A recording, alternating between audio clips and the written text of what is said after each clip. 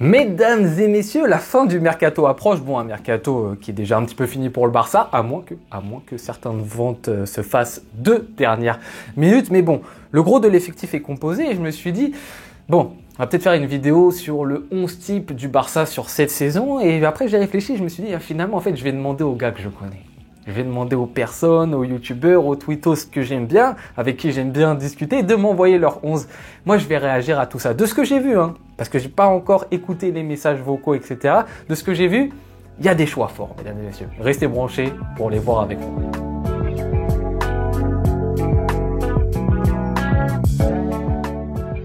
Les amis, j'espère que vous allez bien. Très content de cette vidéo. Merci beaucoup tout d'abord à tous les youtubeurs, tous les tweetos qui ont bien voulu participer à cette vidéo. Ça fait plaisir parce que sans eux, il n'y aura rien dans cette vidéo.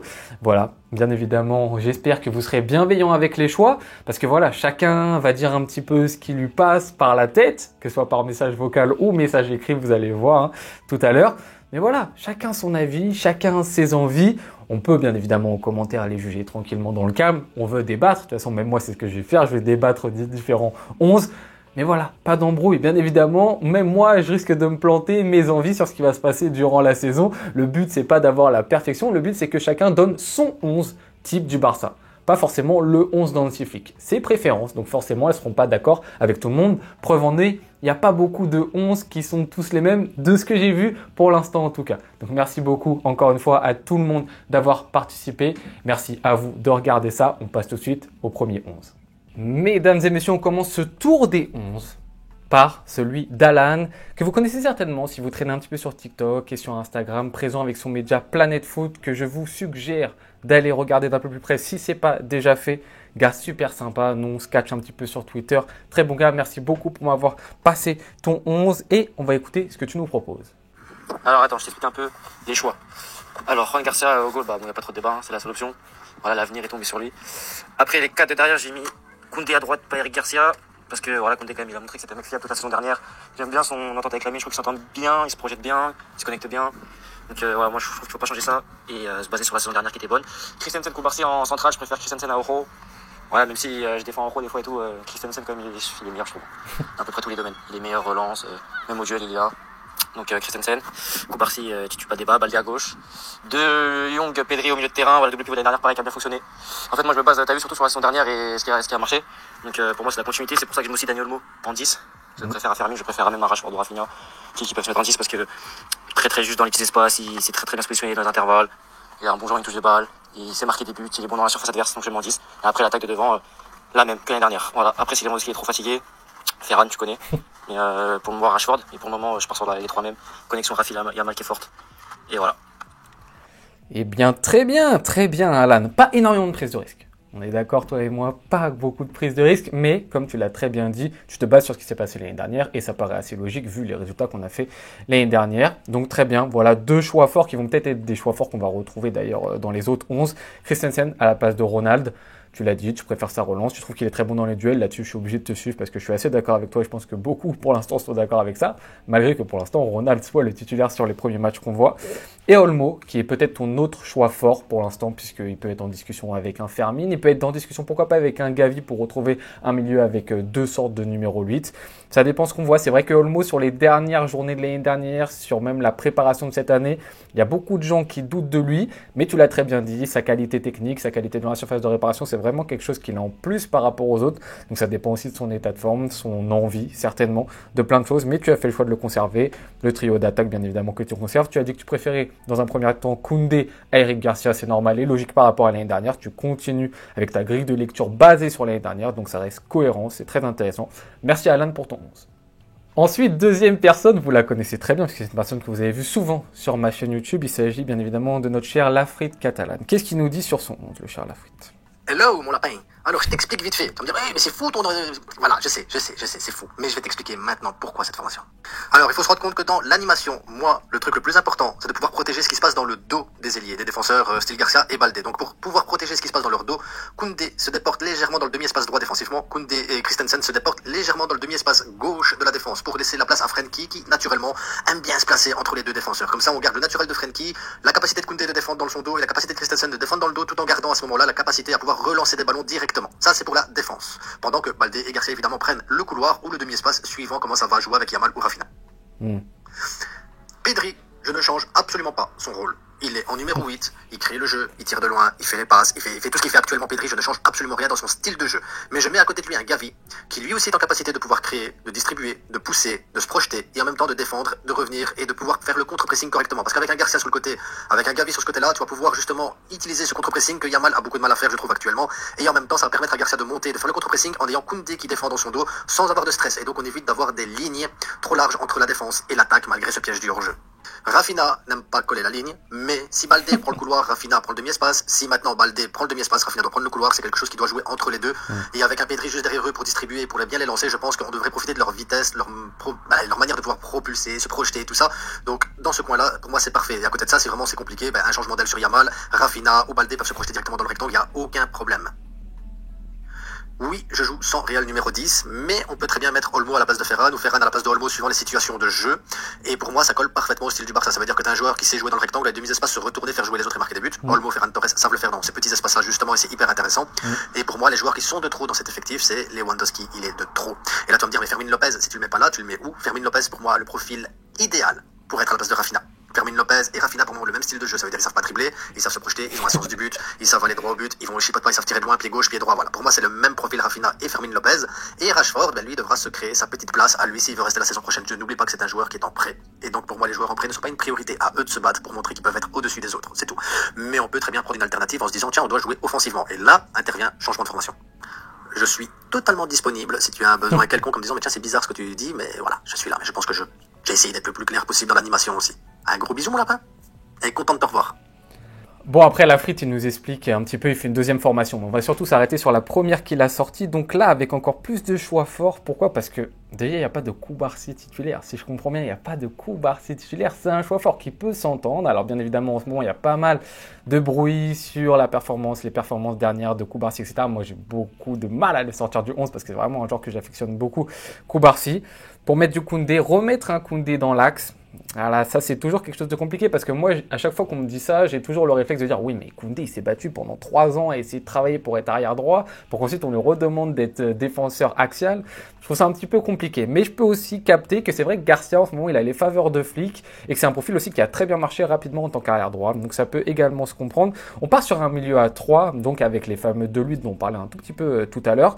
Et là, je suis pas du tout contre. Par contre, là, ça me plaît, mon petit Lafrique. Là, tu vois qu'on retrouve un Gavi, Pedri en tant que 2 numéro 8 avec un Frenkie derrière.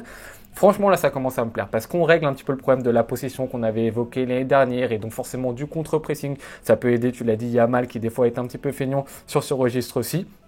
Après, tu l'as évoqué, hein, bien évidemment, mais on l'a dit de nombreuses fois que Rafinha n'est pas vraiment un joueur qui est totalement à l'aise couloir, qu'il a besoin aussi d'un Baldé qui soit couloir. Et donc, Baldé, des fois, peut rentrer intérieur. À Rafinha aussi de faire l'effort, comme tu l'as très bien dit, de des fois être sur le couloir également et d'être un vrai ailier de ligne. Mais sinon, voilà. Moi, je trouve que le choix Koubarsi, il est très osé de ta part. Voilà, même si ça peut se comprendre aussi, il a 18 ans et tu peux aussi très bien te dire qu'un joueur de 18 ans dans un premier temps, il doit pas forcément être titulaire dans un effectif tel que le FC Barcelone, même si c'est le niveau qui doit parler de prime abord. Ah, c'est quand même un choix très très fort de ta part, mais sinon je suis très très fan du milieu à 3 que tu as proposé avec une pointe basse. Ça, je trouve ça très intéressant. Merci beaucoup mon Lafrite. Ensuite les amis, on passe à un tweetos que j'aime beaucoup, qui s'appelle Joga Bonito, voilà, avec qui j'échange depuis à peu près 1 an sur Twitter, vraiment très bon dans l'analyse tactique, etc., même vision long-termiste, etc. On prend le temps, on va pas râler sur tout le monde tout de suite, qui me propose lui un 11, alors il n'y aura pas de vocal pour celle-ci, composé de Garcia au cage, défense centrale Christensen, Koubarsi, Koundé à droite, Baldé à gauche, Pedri, De Jong, Gavi au milieu de terrain, on le retrouve ce fameux milieu, Lewandowski, Rafinha, Yamal. Il me dit, pour cette saison, à date, mon équipe type serait celui-ci. Je veux qu'on ait nos meilleurs joueurs sur le terrain. Meilleurs joueurs sur le terrain. Mais je suis pas contre de revoir Rashford en off qui alterne avec Rafinha comme contre Como. Objectif, équipe plus hybride avec le hors-jeu. Et je veux une maîtrise plus totale sur des adversaires plus faibles. C'est pas normal d'avoir été autant de fois mené par 2 buts et d'encaisser plus de 8 fois 3 buts dans un match. Ça se comprend totalement, on était d'accord même l'année dernière avec Joga Bonito sur justement cette question de possession et ça se retrouve dans sa formation avec ce milieu, le même milieu qu'a mis Lafrite justement, Gavi, Pedri, De Jong pour avoir un petit peu plus de conservation et plus de pouvoir aussi sur la récupération. Sinon ce qui change par rapport à la foot catalane, c'est justement que lui a mis Koubarsi et donc justement qui met donc Koundé à droite et donc Eric Garcia sort de ce 11. C'est peut-être un des 11 que je vais le plus aimer, hein, certainement. J'ai pas encore vu totalement les autres. Celui-ci, il me parle beaucoup parce qu'on garde une défense sérieuse. Araujo n'est pas présent, c'est Christensen. Et moi aussi, je suis de la team. Pour l'instant, il n'y a que du Christensen hein, qui sort sur les 3 qu'on a sortis. Et il n'y a pas de Ronald Araujo qui est présent. Donc moi, je vous suis pour l'instant là-dessus. Et je suis vraiment fan de ce milieu, comme je l'ai dit, pour la frite. Merci à toi, Joga Monito. N'hésitez pas à aller vous abonner sur Twitter. Nouveau 11, mesdames et messieurs. Un youtubeur avec qui j'ai pas encore collaboré actuellement, mais qui fait du bon travail, mesdames et messieurs, c'est Kylan, super gentil. Ça va arriver. Un jour, ça va arriver la collaboration avec Kylan. Qu'est-ce qu'il me dit, Kylan? Du coup, au goal, Johan Garcia, voilà, recrue. En défense, moi je vois bien Larro, et de toute façon, ça sera lui, je pense, le défenseur avec Koubarsi. À gauche, Baldé, à droite, Koundé. Double pivot, Frenkie, Pedri. En 10, pour moi, c'est Fermin, parce que je pense, s'il part pas, que ça sera lui qui sera la révélation, avec un Olmo en soutien et qui pourra être titulaire. Et à gauche, Rafinha, devant Lewandowski. Et à droite, Lamine Yamal, on a Rashford qui peut rentrer sur le côté, qui peut aussi rentrer en 9, mais pour moi, c'est le 11 type, pour plein de raisons. Et ben voilà, on l'a avec Kylan, notre fameux Araujo. Donc Kylan nous met Araujo titulaire. Et c'est vrai qu'il le sent bien, parce que depuis le début, de toute façon, c'est le choix de flic. Mais voilà, Ronald qui prend sa place. Moi, bon, comme je l'ai dit, c'est vrai que je suis plutôt team Christensen dans un premier temps, parce que, voilà, Araujo, il aura toujours ce côté de, ok, dans les duels, dans la course, etc., il apporte quelque chose. Je pense, encore une fois, j'ai toujours dit, Araujo, je pense que c'est un très bon défenseur d'une équipe qui va jouer un petit peu plus bloc bas et qui peut être plus regroupé. Ça peut être un mec qui va lutter, etc. C'est un bon défenseur comme ça. Et je pense que même en tant que remplaçant, c'est un très bon défenseur, Ronald. C'est juste que dans des grands moments pour le Barça, il a un peu échoué et que pour l'instant, le système de flic, ça porte pas très bien ses fruits. Et même si là, Koubarsi va pas très bien, c'est vrai que ça coïncide aussi avec le fait que Inigo Martinez soit plus présent et que Araujo soit à côté de lui. Et en plus, ça oblige Koubarsi à être présent sur l'axe gauche où il est un tout petit peu moins pertinent. Ensuite, on arrive sur le deuxième choix fort de Kylan. Lui, il met Fermin titulaire à la place de Dani Olmo. On a vu pas mal de Dani Olmo depuis le début. Lui, il ose mettre Fermin. Alors, bien évidemment, au moment où je tourne la vidéo, il y a beaucoup de rumeurs sur Fermin Lopez. On verra s'il restera jusqu'au bout au Barça.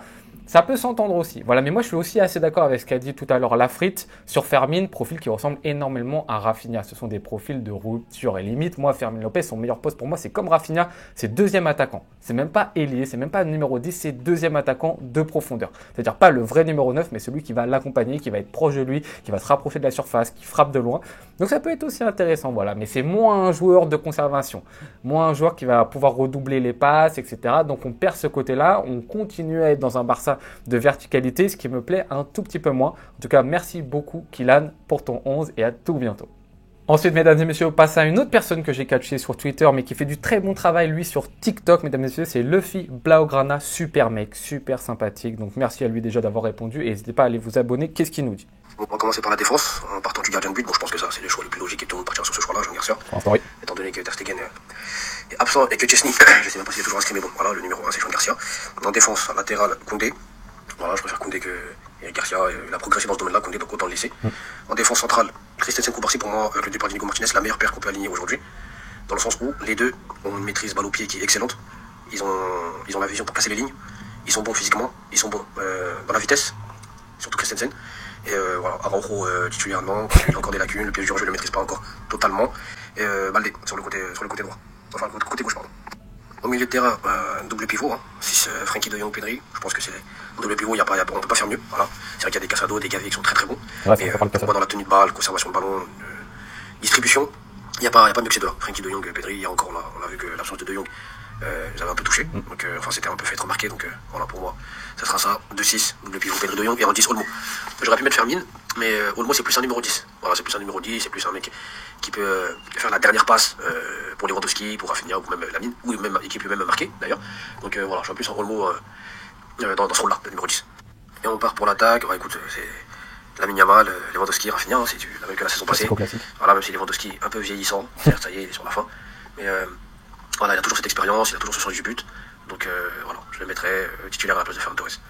Voilà frérot, j'espère que mes explications te vont. S'il y a un truc qui manque, tu me dis, il n'y a pas de souci.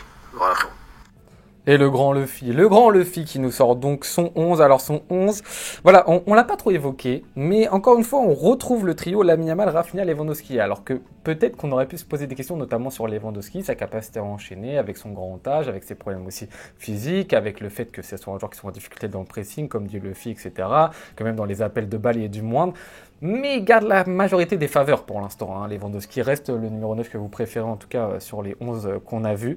Voilà, ça reste Lewandowski, ça reste un 9 qui a de l'expérience et qui est différent, qui fait des buts, qui marque des buts, que lui seul finalement peut marquer dans cet effectif-ci.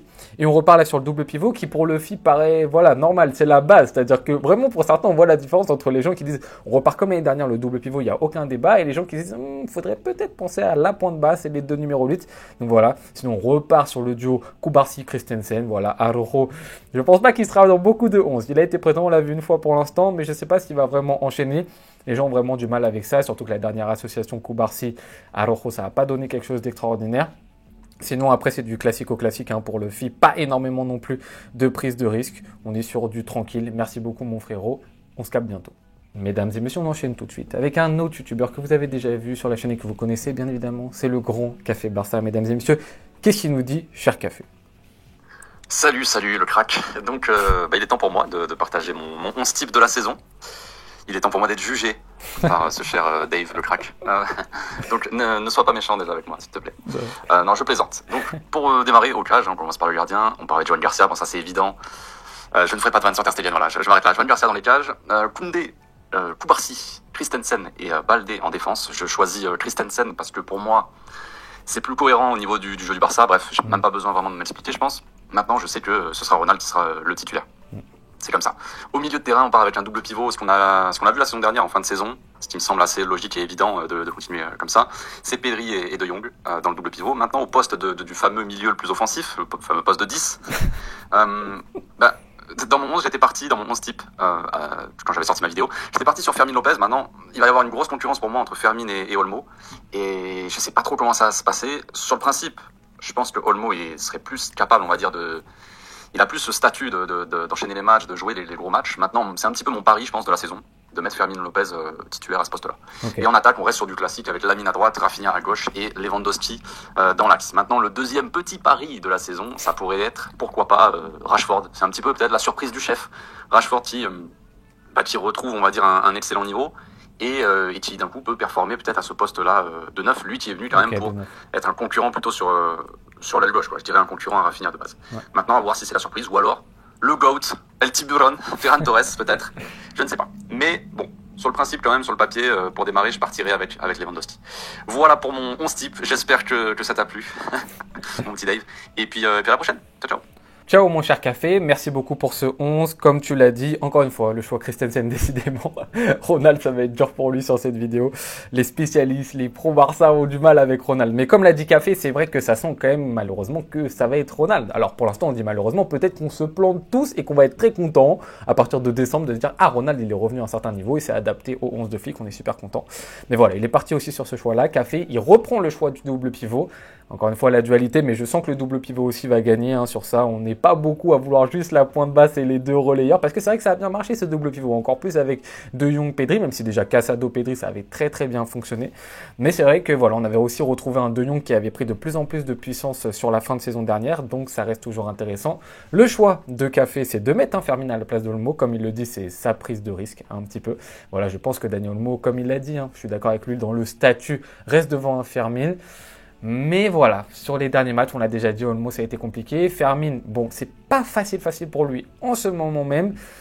Mais il a ce petit truc en plus, il a la hargne, physiquement lui il arrive à suivre, c'est vrai qu'au niveau aussi du contre-pressing etc, c'est un joueur qui ne rechigne pas sur les efforts, donc c'est vraiment un très très bon niveau. Et ensuite sur l'attaque, on reste sur le trio comme d'habitude, avec un gros point d'interrogation et surtout un gros point bonus pour Café Barça qui est la grande possibilité Rashford en tant que numéro 9.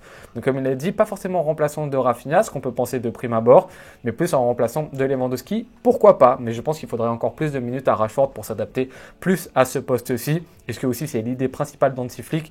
Je suis pas totalement sûr de ça. Donc voilà pour le 11 de Café, que je valide bien évidemment. Je ne peux pas ne pas valider un 11 de Café Barça, mais c'est vrai que moi je suis plus la team avec une pointe basse dans le milieu.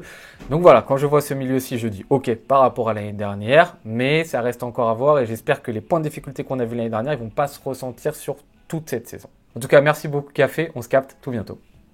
Ensuite, autre personne sur Twitter que j'apprécie beaucoup, notamment dans la manière dont il parle, etc., dont il parle football, dont il parle tactique. Son nom l'indique bien comme il le faut. Cohérence FCB, mesdames et messieurs, qui m'a envoyé son 11 composé de Johan Garcia au cage, Koundé à droite, Araujo titulaire, Christensen à côté de lui, Baldé sur le côté gauche, le double pivot Pedri, De Jong, Olmo 10, Rafinha, Lewandowski, Lamine Yamal. Vous commencez maintenant la classique. Alors, qu'est-ce qu'il me dit? Je relance la ligne défensive back. Elle a déjà montré par le passé qu'elle peut être solide et je mise sur les automatismes qu'ils ont pour avoir évolué une saison complète avec cette ligne. Koubarsi ne semble pas trouver de complémentarité avec Araujo. Si Christensen arrive à rester fit, on devrait avoir cette animation défensive là sur la durée. Pedri, De Jong, c'est maintenant la base de ta structure au milieu. La vraie question, c'est qui est le troisième homme? Fermin, Gavi, Olmo. Je pars sur Olmo. Il doit cette année justifier l'investissement réalisé par le club sur lui. Il est possible de trouver un équilibre avec lui, mais pour cela, il devra faire des progrès physiques, plus de kilomètres à courir. Sans ça, ce sera Gavi qui formera une animation en 4-3-3 avec les deux autres. De Jong fait des progrès défensivement et peut encore s'améliorer avec Pedri et Gavi en 8. Il y a moyen de trouver un équilibre. Le trio d'attaque ne bouge pas. Lewandowski, malgré l'âge, présente encore des atouts indispensables pour notre équipe. Conservation, jeu, dos au but, présence dans la surface, instinct de buteur. Eh ben oui, donc toi tu as fait le choix d'écarter Koubarsi comme un cher Lafrit catalane. Ça c'est un choix fort, hein, comme tu l'as dit. Alors après, tu dis qu'il peut y avoir pourquoi pas une association, que ça peut se trouver, mais c'est vrai que tu reviens sur la fameuse bague, donc l'année de la Liga sous Xavi, qui avait bien fonctionné. On avait une grande assise défensive. Maintenant ce qui est compliqué avec ça, c'est que oui, la bague a fonctionné, mais la bague a fonctionné dans un système qui n'est pas du tout le système d'aujourd'hui. Est-ce que cette bague, si tu la mets à faire la ligne haute, comme on fait sous Flick, ça va fonctionner, ça va être ça la grande question. Mais je peux comprendre l'envie, au moins en tout cas, d'essayer. Je trouve que c'est une prise de risque que moi je ne tenterai pas. Mais ok, de ton côté tu la tentes. Tu nous as parlé ensuite de Dani Olmo. Toi tu choisis Dani Olmo, contrairement à Café Barça. Par exemple, ça peut se comprendre, mais comme tu l'as dit, au niveau du physique, il faut vraiment que cette année ça marche. Alors après, moi j'en veux pas, encore une fois, à Olmo. Je pense pas que ce soit de sa faute. Je pense que lui, il a envie de jouer.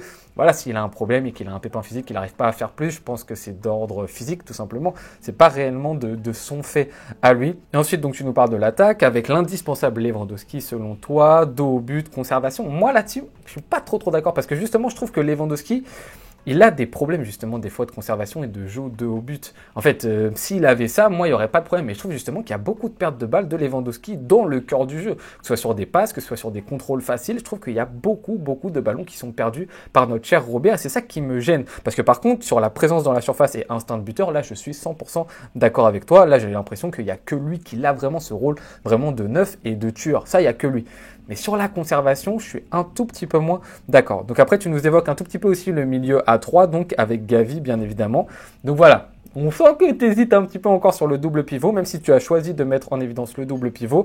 Et ce milieu avec Gavi qui, bien évidemment, change. C'est-à-dire que Gavi, tu peux pas l'utiliser de la même manière qu'un Olmo. Tu le sais très bien, bien évidemment. Donc si tu mets Gavi, ça met un Frenkie plus bas. Donc il faut qu'il y ait plus de densité et de force défensive de la part de Frenkie de Jong. Ce qu'il a montré... Enfin, ce qu'il a peu montré pour l'instant au FC Barcelone, même s'il l'a montré à certains moments, mais pour l'instant on l'a pas vu faire et redoubler ce genre d'effort-ci. Ça permet de te faire un tout petit peu monter Pedri et de créer justement deux numéro 8. Donc à voir, mais en tout cas merci beaucoup Cohérence pour ton 11 et on se capte bientôt sur Twitter.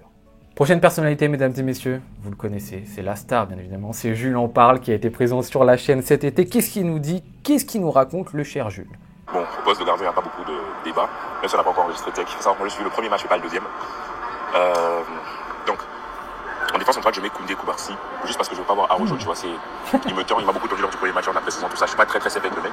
Et puis Eric Garcia a l'air d'être quand même bien parti avec Flick, je sais pas, veut le mettre en latéral droit, donc je vois mal Koundé rester sur le banc, pour moi ça serait du gaspillage. Donc, je mets Koundé en défense centrale avec Koubarsi. Je préfère peut-être en physique, dans le domaine aérien, tout ça, mais je préfère avoir une charnière posée, tu vois, charnière intelligente, charnière qui utilise sa tête, quoi, parce que bon, sur les quelques matchs de Liga, ok, Araujo, mais le problème c'est que si tu installes Araujo comme titulaire, tu donnes beaucoup de continuité, beaucoup de confiance, tout ça, mais pendant les matchs où il fait de la merde, quand tu arrives en Ligue des Champions, tu arrives avec un titulaire. Tu peux pas ensuite le bouger, parce que tu crées de la frustration chez lui, et pendant que tu crées de la frustration avec Koundé. Donc en défense centrale, moi ça serait plutôt Koundé, Koubarsi, et puis Baldé et Nadir.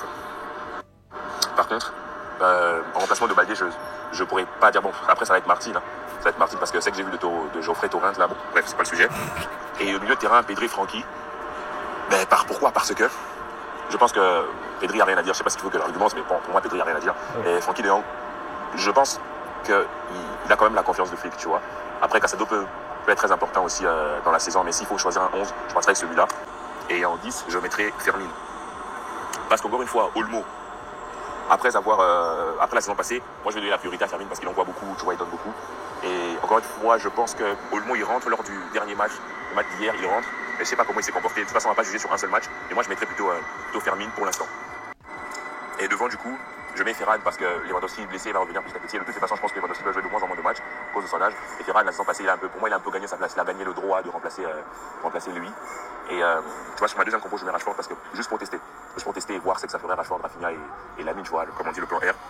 Mais en temps normal, ouais, je partirais sur Ferran parce que pour l'instant, on n'a pas de choix. Et si au courant de la saison, Rashford commence à monter en puissance et il s'installe vraiment, why not? Il a fait quelques deux, trois choses intéressantes, vraiment 3 petites choses intéressantes lors de la pré-saison. Je parle de Rashford, mais je parle avec Ferran. Et puis Rafinha et Lamine Yamal, il n'y a rien à dire, quoi. Voilà. Mais j'aimerais quand même bien voir Rooney. J'espère qu'on va l'inscrire. Ça serait très intéressant de voir ce qu'il peut apporter comme Lamine sort. Parce que Lamine ne peut pas jouer toute une saison, encore une fois. On ne peut pas espérer de lui d'avoir toute la saison complète et d'être aussi fort, voire plus fort que la saison passée. Voilà.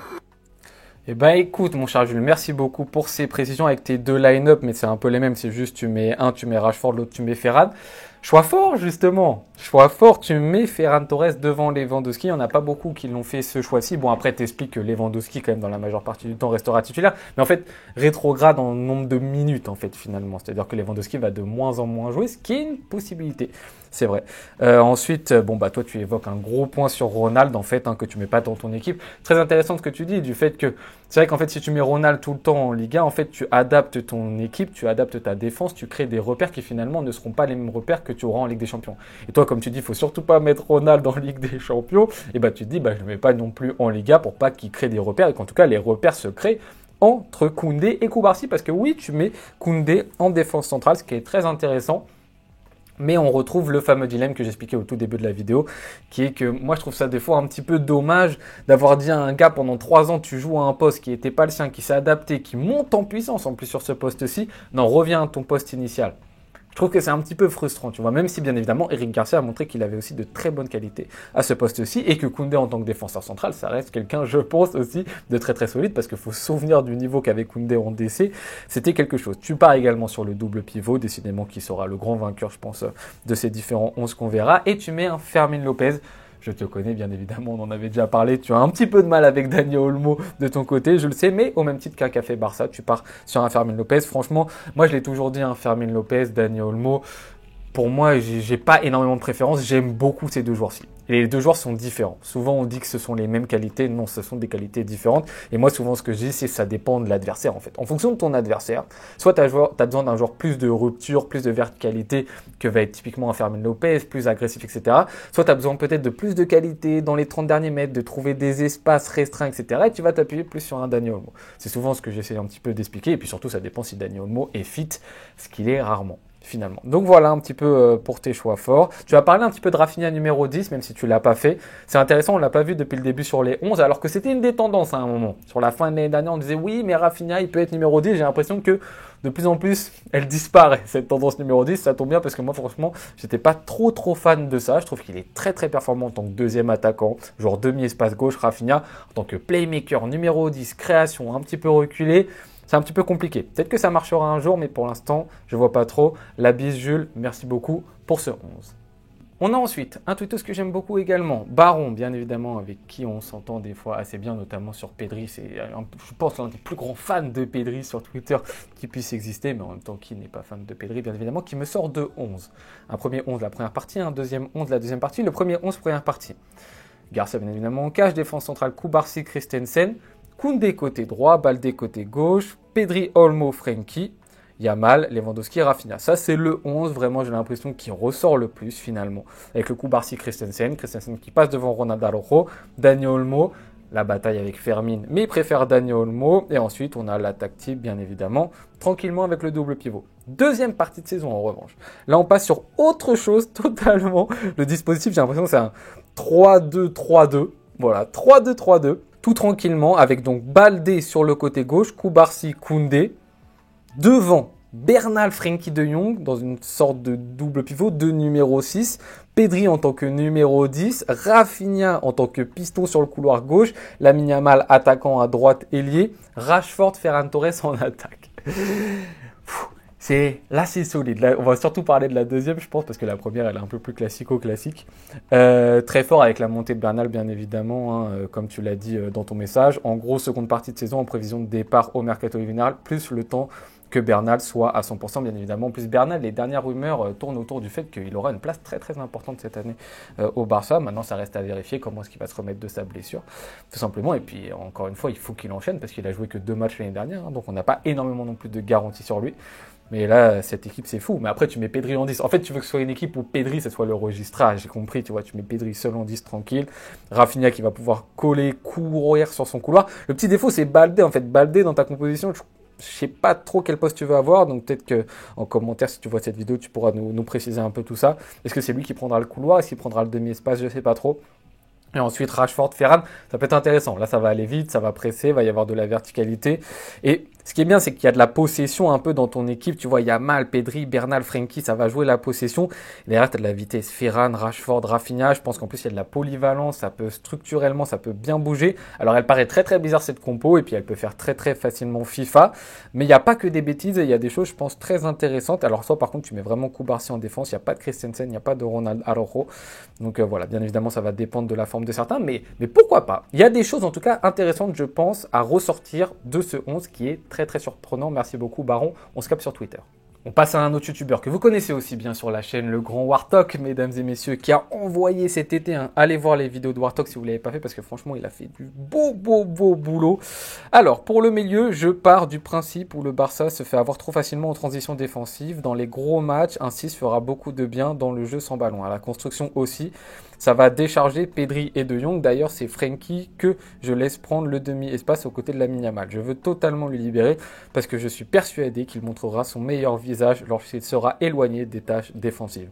Pour la défense, j'ai mis Christensen à la place de Ronald. Hansi Flick réalise un pari et je le comprends parce que s'il relance l'Uruguayen, ça sera intéressant, mais j'ai du mal à y croire. Christensen est meilleur à la relance et plus intelligent. S'il ne se blesse pas, je crois en lui. En attaque, je mets Ferran Torres devant Lewandowski parce que je priorise son jeu sans ballon qui est primordial, que ce soit pour les appels constants, mais surtout son pressing. Rashford pourrait passer devant lui et personnellement, j'y crois, je le trouve meilleur avec ballon, mais il doit encore confirmer qu'il est capable de faire des appels de vrais attaquants. C'est pour ça que pour l'instant, la meilleure option reste Ferran Torres. Pour le milieu, je précise que j'ai choisi Bernal parce que je le vois comme un immense crack. J'aime beaucoup Casado, mais je ne le vois pas aussi haut. Si Bernal ne revient pas rapidement à 100%, je pars sans problème avec Casado, en qui je crois beaucoup aussi. Je pars du principe où cette compo sera surtout utilisée dans les gros matchs face aux équipes qui vont chercher le Barça haut sur le terrain. Mais face à un bloc bas, je mettrai plutôt Fermin ou Olmo en 10 tout en retirant le pivot. Ok, donc là, on part toi sur une formation, voilà, ça c'est les formations que j'aime avec une pointe basse et 2 relayeurs. Warthog est dans ma team, let's go, on valide. Donc bien évidemment, Ronald, tu l'as expliqué par là. En fait, finalement, tu as tout expliqué, voilà, Ferran Torres. Il y a beaucoup de choix que je valide là-dedans, le Bernal, voilà, moi ça dans un premier temps, en fait, moi ce que je verrais, c'est plus un De Jong en 6, Pedri Gavi. Mais c'est parce que c'est pas que je doute encore, mais c'est que Mac Bernal, pour l'instant, pour moi, il n'est pas à 100%, il a besoin encore de temps, et c'est un jeune joueur, etc. Mais dans l'optique où il revient à 100%, Marc Bernal, c'est sûr que c'est très intéressant. Et en fait, ce que tu dis sur De Jong, je ne peux que corroborer le fait que De Jong puisse se projeter, puisse rentrer dans un demi-espace, puisse être libéré des tâches défensives. Je suis totalement d'accord avec toi. Pour moi, ça serait vraiment la meilleure formule de Jong, même s'il s'est amélioré sur les tâches défensives. Ça, je suis d'accord. Mais j'ai l'impression qu'il s'épanouit encore plus quand il n'y a pas ça, quand il pense pas à ça et quand il peut se projeter. Un De Jong qui se projette dans la surface, un De Jong qui est près de la surface de réparation, c'est un vrai plus pour une équipe. C'est très très solide. Tu l'as dit, la verticalité de Ferran Torres, c'est super intéressant. Et ensuite, tu l'as expliqué, la possibilité de revenir, pourquoi pas, face aux équipes qui jouent bloc bas avec un vrai numéro 10 et tu repasses sur un double pivot. Ça aussi, ça peut s'entendre. C'est-à-dire que c'est une tactique qui peut être utilisée évidemment face aux équipes qui vont être de plus en plus nombreuses à nous attendre bas. Mais c'est vrai que face aux équipes qui vont être fortes contre nous dans les gros matchs, qui vont jouer haut, ta formule, moi j'adore. J'adore parce qu'en plus ça va aider, on l'a dit, la possession et donc le contre-pressing. Un grand bravo à toi Warthog parce que je pense que là tu as peut-être le 11 pour l'instant que je préfère de toutes les propositions. On arrive ensuite, mesdames et messieurs, à un tweetos qui a été présent une fois sur la chaîne. C'est Abdel, il était là il y a... ça fait combien? C'est l'année dernière. L'année dernière, on avait vu ensemble les possibilités du futur Barça de Flick. Très bon tacticien également, un gars posé, etc. C'est les gars que j'aime sur Twitter. Ça, tranquillement, on se suit, on se follow. N'hésitez pas à aller le follow aussi. Des tweets de grande qualité. Qu'est-ce qu'il nous dit? J'ai choisi de partir sur un 4-3-3/3-2-5. Pourquoi ce choix du système? Parce que je trouve que ça coïncide avec notre meilleure période dans le jeu. L'année dernière, ça nous apporte beaucoup plus de flexibilité et surtout de illisibilité. Dans le 11 de départ, je suis parti sur un back four composé de Koundé, de Christensen, de Kubarsi et de Baldé. J'ai hésité pour Koundé, mais comme j'ai fait le choix de mettre Christensen et que du coup Araujo est pas dans le 11, j'ai pas forcément besoin de pallier ses mauvaises qualités à la relance. Si c'était le cas, j'aurais mis Eric Garcia, qui je trouve au niveau de la qualité de relance est vraiment très intéressant dans le jeu associatif aussi. Et il s'incorpore bien à l'intérieur du jeu. Et quand il faut combiner pour sortir le ballon, il est vraiment très très, très utile. Mais et en plus dans le 11, comme j'ai dit tout à l'heure, il va avoir un faux latéral, un latéral inversé, quelqu'un qui va venir s'incorporer dans la défense centrale quand on aura le ballon.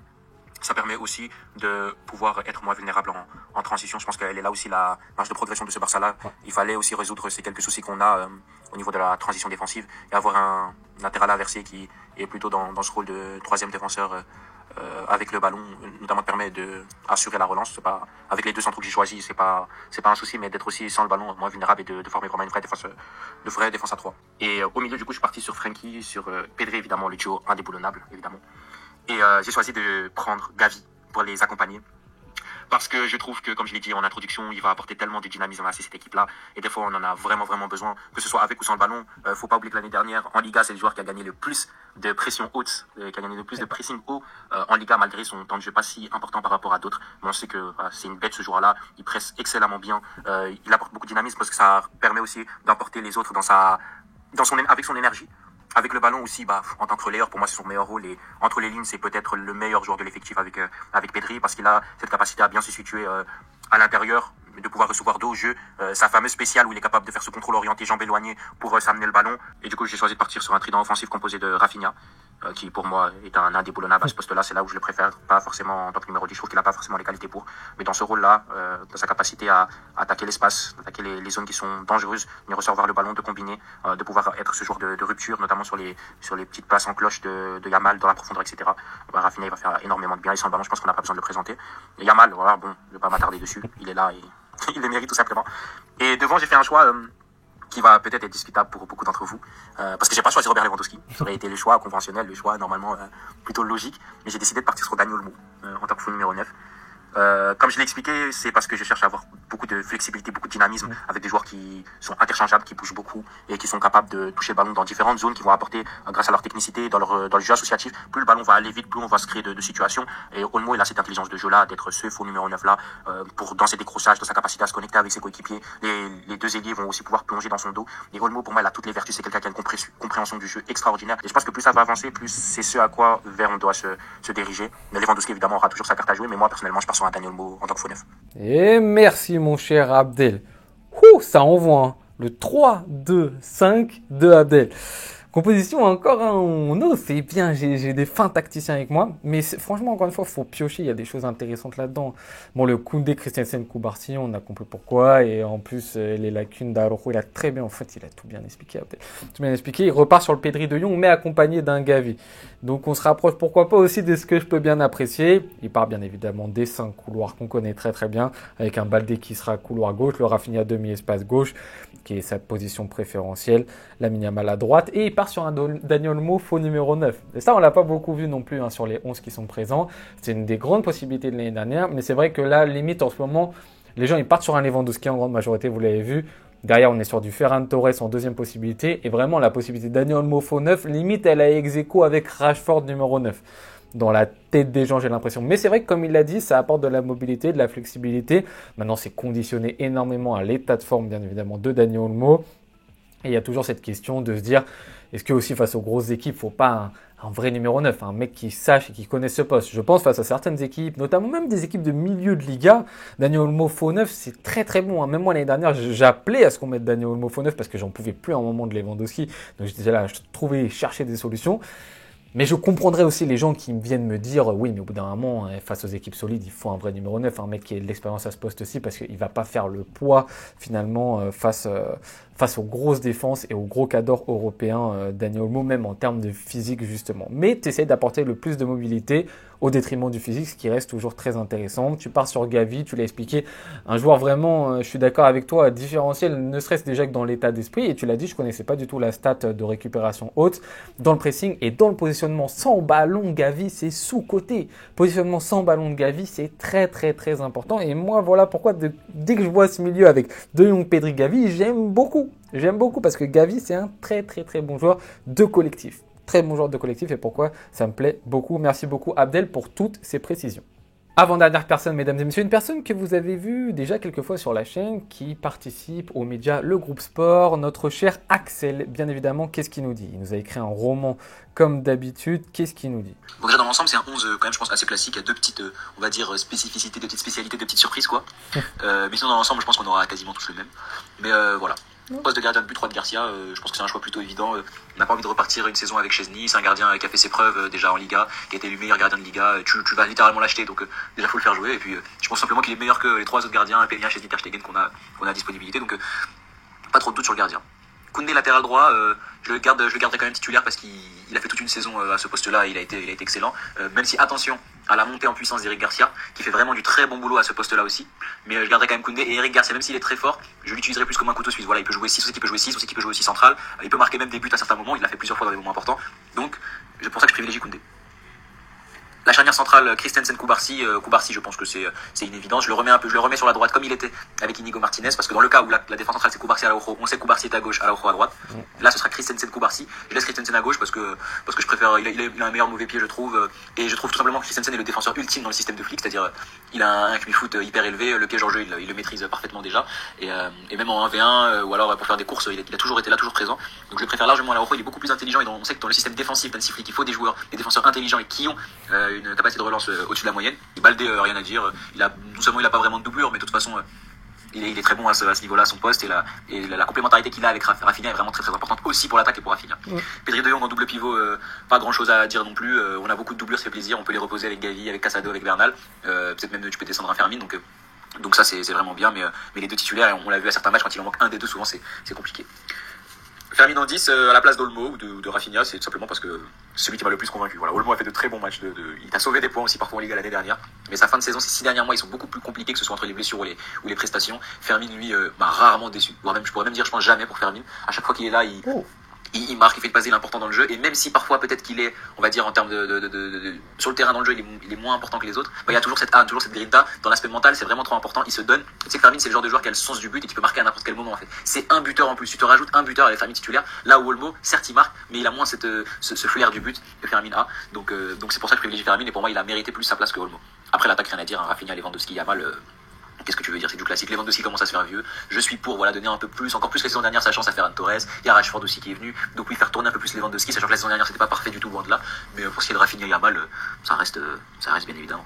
Merci mon Axel, encore une fois très très détaillé, on part aussi sur une compo presque classico-classique, donc tes choix forts surtout c'est Christensen à la place de Ronald, tu l'as très bien expliqué, les gens ils en peuvent plus de Ronald, ça me termine vraiment, et le choix fort Fermin, tu l'as bien expliqué, ça n'a pas été quelque chose qui est vraiment revenu, c'est aussi sa capacité de buteur. Tu le mets toi devant Daniel Olmo dans ce registre aussi. Je trouve que Daniel Olmo aussi, il a cette capacité aussi à marquer et à être présent au niveau de ses stats, mais je comprends ce que tu veux dire, c'est vrai que Fermin il a vraiment ce côté où il a le sens du but, il a un rapport avec le but très différent et très important, surtout pour un milieu offensif. Et je comprends aussi, on a évoqué tout à l'heure, le choix de se dire, c'est vrai que Daniel Olmo, sur les dernières semaines de l'année dernière, c'était plus compliqué. Tu en as parlé, c'est important, on n'en a pas beaucoup évoqué sur cette vidéo. La relation Baldé-Rafinha, on a vu la difficulté que le Barça a eu quand Baldé était blessé l'année dernière, parce que forcément, tu n'as personne pour vraiment animer ce couloir gauche offensivement. Et voilà, même si souvent, en fait, il y a toujours une partie de la communauté Barça qui aime critiquer Baldé sur certaines erreurs, sur certains trucs. Moi, je trouve que c'est un joueur qui progresse, qui continue à progresser, qui a été très bon l'année dernière et qui est aussi bon défensivement, parce que c'est souvent ce qu'on oublie avec Baldé. On a l'impression que c'est juste un joueur offensif, mais il est bon défensivement. Et voilà, offensivement, c'est un joueur qui, si Rafinha va aussi bien et aussi performant et intéressant et présent dans l'intérieur du jeu, dans la zone axiale, c'est parce que tu as quelqu'un qui anime le couloir. Et c'est Baldé. Donc, il faut aussi que ces deux-là fonctionnent très bien. Tu l'as dit, Koubarsi retrouve l'axe droit, qui est son axe préférentiel. Même si moi, je l'ai toujours trouvé aussi bon axe gauche. Il est moins bon axe gauche. Mais donc, s'il retrouve l'axe droit, c'est intéressant. Et donc, Pedri de Jong, que toi, tu juges indéboulonnable.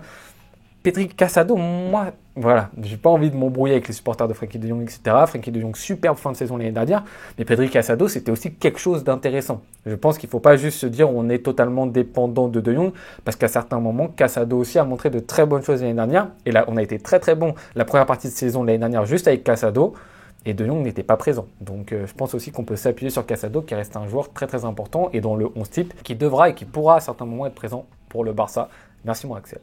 On termine, mesdames et messieurs, par un autre grand youtubeur, mesdames et messieurs. Il s'agit de Charel, bien évidemment. Allez vous abonner à Charel si ce n'est pas déjà fait, qui m'envoie Johan Garcia, Baldé, Koubarsi, Christensen, Koundé, Pedri, Frenkie de Jong, Rafinha, Olmo, Lamine et Rashford. Et oui, mesdames et messieurs, Rashford doit être un 9 mobile, qu'on le voit parfois à gauche, à droite, qu'il se balade partout, mais qu'il défende aussi. Rafinha, lui aussi, doit conserver son rôle de l'année dernière et la même liberté. Lewandowski entrera à chaque match et sera titulaire aussi régulièrement. Voilà, c'est un 11 classico-classique pour notre cher Charel, mais avec Rashford titulaire à la place de Lewandowski. Et ça, c'est un choix très fort, parce que comme on l'a dit, la seconde option, instinctivement, c'est Ferran Torres derrière Lewandowski. Et encore derrière, ça peut être Daniel Olmo. Mais c'est vrai que Rashford, pour l'instant, moi, j'ai rien contre Rashford. Il prendra le temps, etc., qu'il lui faut. Mais comme l'a très bien dit l'Alfred Catalan, c'est un prêt. Donc, c'est à lui de se battre, etc., pour trouver sa place. Hein. C'est pas une priorité de faire forcément fonctionner Rashford, mais de le mettre instinctivement déjà titulaire de la part de Charel, c'est un choix fort. C'est un choix fort, mais qui peut s'entendre parce que tu as de la mobilité, au même titre qu'un Ferran Torres.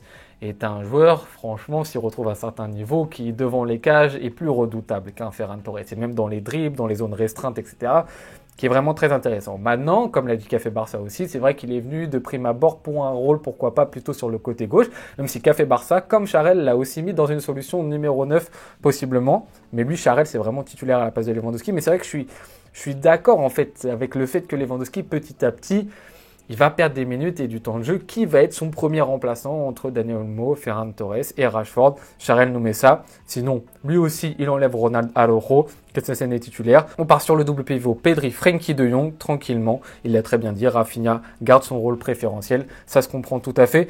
Je comprends ce 11 Charel. Je comprends ce 11 Charel, même si bien évidemment, comme tu l'as compris, je suis plus partisan de l'offre avec ce milieu, avec une seule pointe basse. Et c'est vrai que le Rashford, tout de suite là, je trouve ça un petit peu risqué. Merci beaucoup mon Charel.